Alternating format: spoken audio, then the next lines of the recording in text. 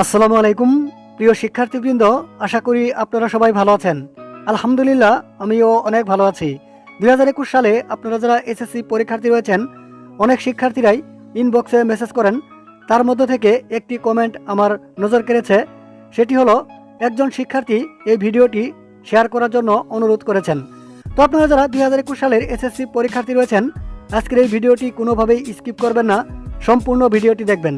আর আপনি যদি চ্যানেলে নতুন হয়ে থাকেন, শিক্ষা সংক্রান্ত পরবর্তী ভিডিও নোটিফিকেশন পেতে অবশ্যই চ্যানেলটিকে সাবস্ক্রাইব করবেন। আর এই ভিডিওটি সকল শিক্ষার্থীদের মাঝে শেয়ার করবেন, যাতে তারাও দেখার সুযোগ পায়। তো চলুন শুরু করা যাক পুরো ভিডিও। সকল শিক্ষার্থী আর ইউটিউবারের সবার কাছে অনুরোধ করছি, আমার এই পোস্টটি ভালো করে পড়ুন। মাননীয় প্রধানমন্ত্রী, আপনার সিদ্ধান্ত মেনে নেওয়ার মতো আমাদের পক্ষে সম্ভব হচ্ছে না। কারণ হলো যে, এই করোনার মাঝে আপনি হয়তো খুব ভালোভাবেই ছিলেন। এই করোনার মাঝে আপনার দিক থেকে আপনার কোনো সমস্যা হয় নাই, কারণ আপনি ভালোভাবে সুরক্ষিত ছিলেন এই করোনার মাঝে। কিন্তু আমরা কিভাবে ছিলাম আপনি কি জানেন? এই পুরো দুনিয়ায় ছিল করোনার কারণে মৃত্যুর মিছিল, কে কখন মারা যায় কোনো নিশ্চয়তা ছিল না। এই অবস্থার মাঝে আমাদের মতো সাধারণ মানুষের অনেক সমস্যার মাঝে পড়তে হয়েছে। আর আপনি বলতেছেন 3 মাস ক্লাস করিয়ে আমাদের পরীক্ষা নেবেন, বাহ, খুব সুন্দর দায়িত্ব পালন করেছেন, তাই না? অন্য বছরের শিক্ষার্থীরা ভালো করে পড়ালেখা করার পরেও কেউ ভালো পয়েন্ট আনতে পারে না, আবার কেউ ফেল করে। আর আমরা কিভাবে এই অল্প কয়েকদিন পড়াশোনা করে পরীক্ষায় পাশ করব? আর হ্যাঁ, মাত্র 3 মাস স্কুল খোলা ছিল, আর ওই 3 মাসের মধ্যে 13 দিন শুক্রবার, বিভিন্ন 3 দিন বন্ধ। তাহলে আর 59 দিন মাননীয় শিক্ষামন্ত্রী আমাদের উপর কেন এত অত্যাচার করতেছেন? আর কি বলছেন?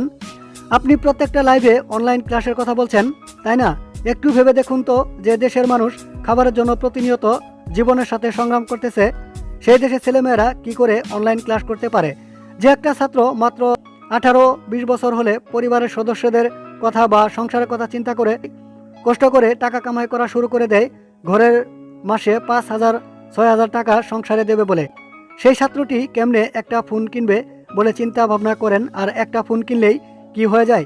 নাকি তার পেছনে এমবি দরকার? এই টাকা কে দেবে? আমাদের মতো গরিব মানুষদের। হয়তো আমার কথাগুলো আপনার কাছে পাগল বা হাস্যকর মনে হবে। আর ডক্টর দীপুমণি আপু, আপনি তো অনেক সুখে আছেন, আমরা কিভাবে আছি সেটা তো আপনার দেখার বিষয় না।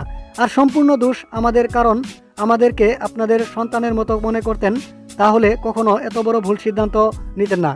আপনাদের সন্তান কিভাবে সুস্থ থাকবে ওই চিন্তা আপনাদের মাথায় সবসময় কাজ করে। আজ আমাদেরকে আপনাদের সন্তানের জায়গায় ঠাঁই দেন, দেখবেন সবকিছু সমাধান হয়ে যাবে। মাননীয় শিক্ষামন্ত্রী, সম্পূর্ণ দোষ আপনাদের চোখের আর আপনাদের পাষাণ মনটার। আজ যদি আপনারা আপনাদের চোখ আর মনটা দিয়ে আমাদেরকে সন্তানের মতো মনে করতেন, তাহলে আর এত সমস্যা হতো না। আমাদের দাবি একটাই, আমরা 59 দিন লেখাপড়া করে পরীক্ষা দেওয়া সম্ভব না।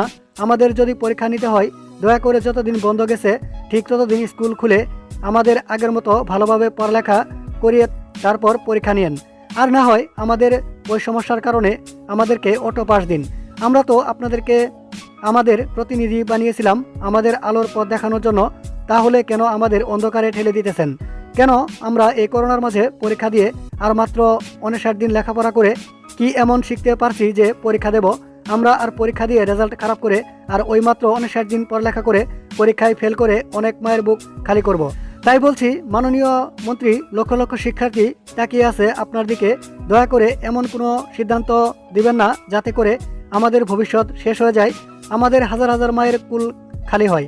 এমন কোনো সিদ্ধান্ত দিবেন না যাতে করে আমাদের ভবিষ্যৎ শেষ হয়ে যায় বা আমাদের দেশের সম্পদ পরিণত না হয়ে দেশের বোঝায় পরিণত হই।